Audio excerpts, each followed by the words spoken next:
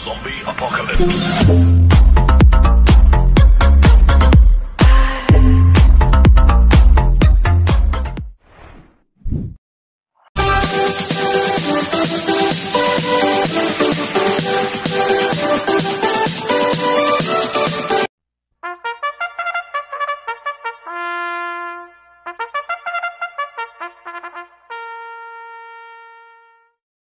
Magandang araw po mga bayang karerista.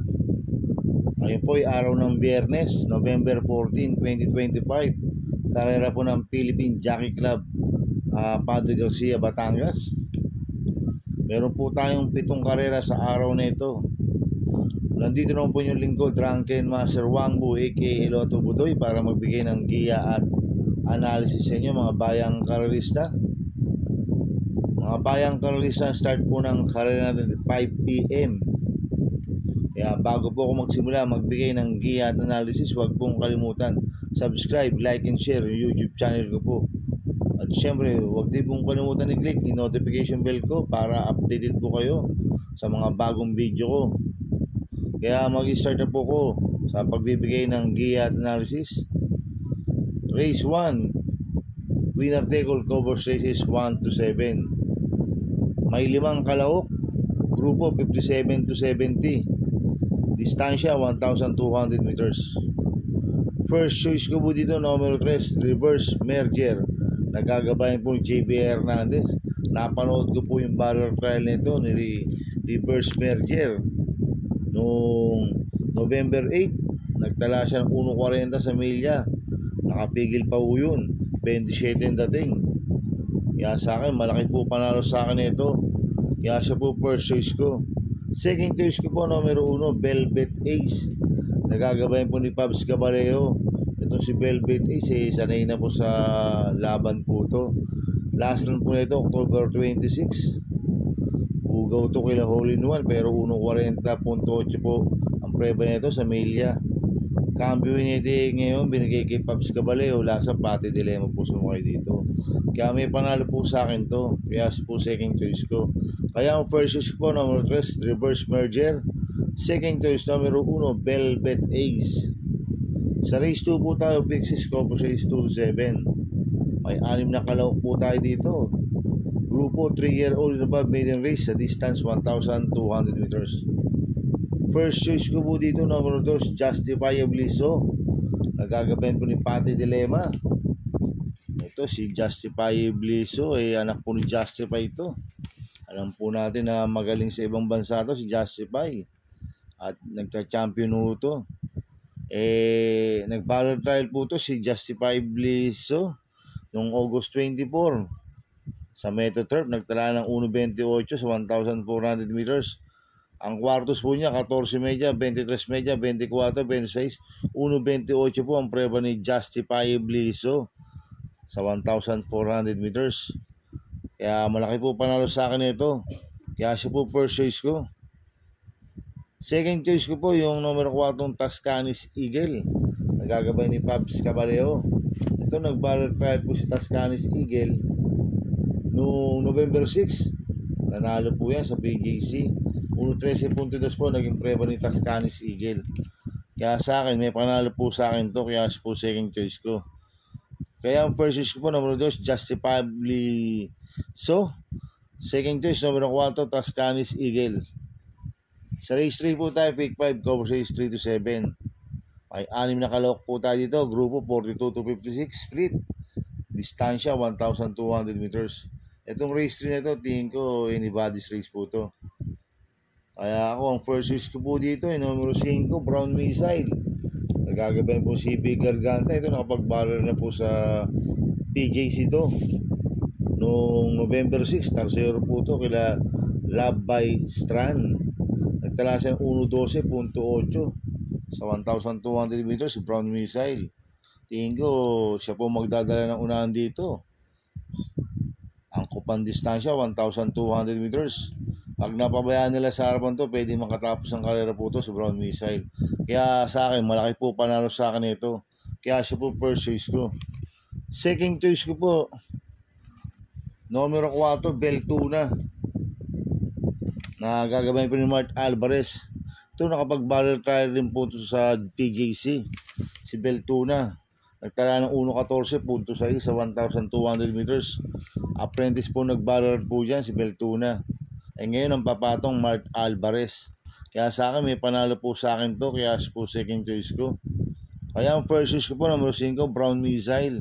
Second choice numero 4 Beltuna. Sa race 4 po tayo, pick 4, cover series 4 to 7.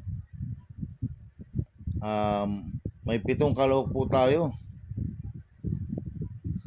Grupo 17 to 41 split, distansya 1,200 meters. First choice ko po dito, numero 3, Go Jigo. Nagagabayan po ni RJC Tabor. Ito, last run po nito, October 25. Tumakbo ko Iris, nagtala ng 1.33 medyo sa 1.4.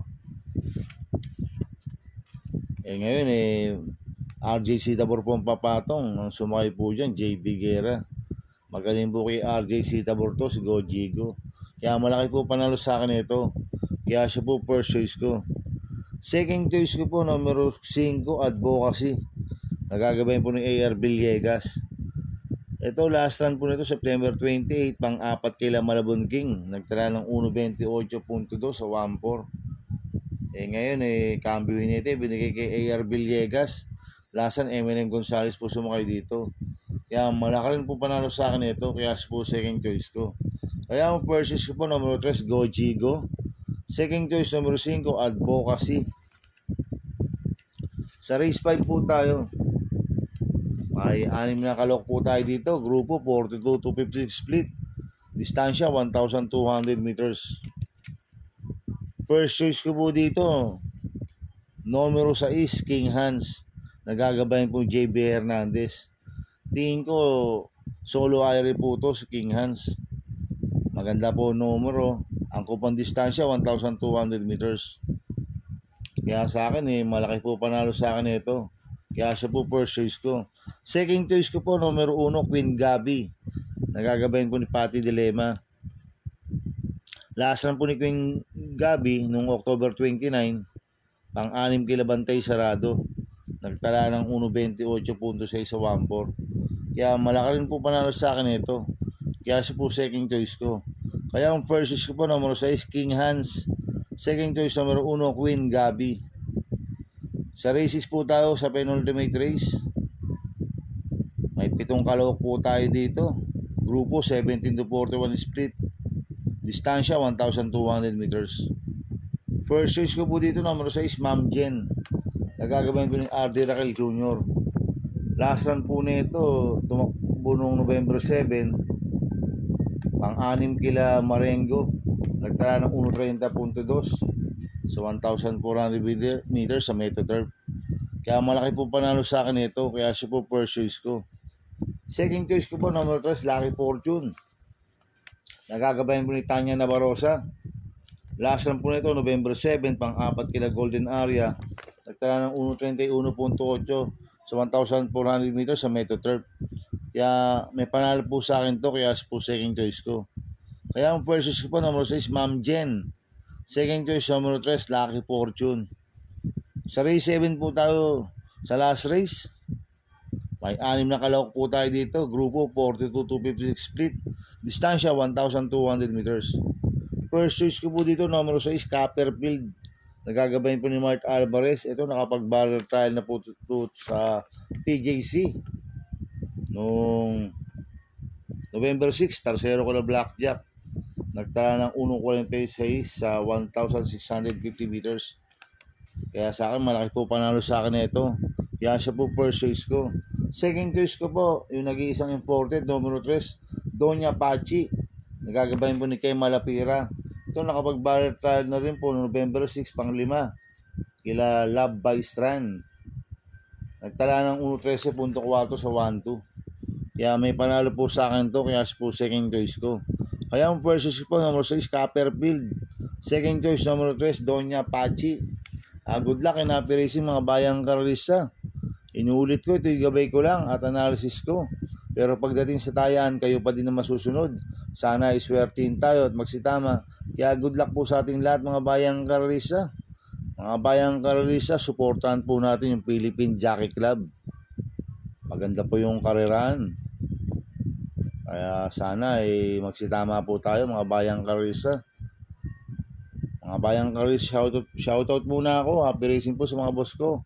Kay Boss Toto de la Cruz, kay Boss Manuel Chua, kay Boss Manny Caprice, kay Boss Godo Predo, kay Ninong Rigor Cruzada. Happy racing. At happy racing din po sa mga taga Barcadano TV. At happy racing din po sa mga taga Double Rock OTV. At happy racing din po sa mga kagrupo ko sa Ping Ping Boys. Ang founder po niya si Bro Gary Cono at si Chairman Makachua ng Ping Ping. Happy racing. Kaya mga bayang karista, please subscribe my YouTube channel at Tubuloy 2.0. At sana lagi niyo pong panoorin yung ads ko. Huwag niyo pong skip. Kaya maraming salamat po sa inyo and God bless.